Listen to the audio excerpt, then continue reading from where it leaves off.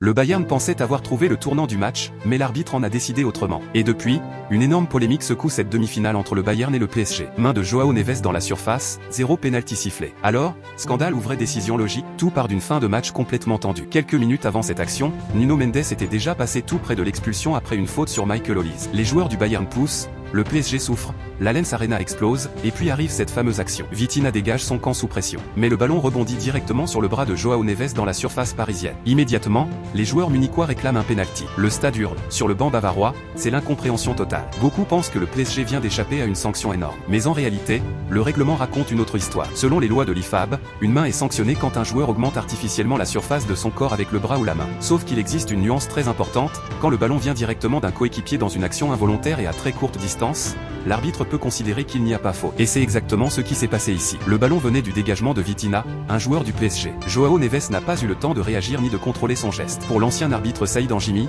la décision est totalement cohérente, accorder un pénalty sur une action comme celle-là aurait été excessif et contraire à l'esprit du jeu. Résultat, pas de pénalty, et une qualification qui continue de faire parler dans toute l'Europe. Alors selon toi, l'arbitre a pris la bonne décision ou le Bayern a été volé? Dis-le en commentaire. Et n'oublie pas de liker, partager et t'abonner pour ne rien manquer de toute l'actualité football.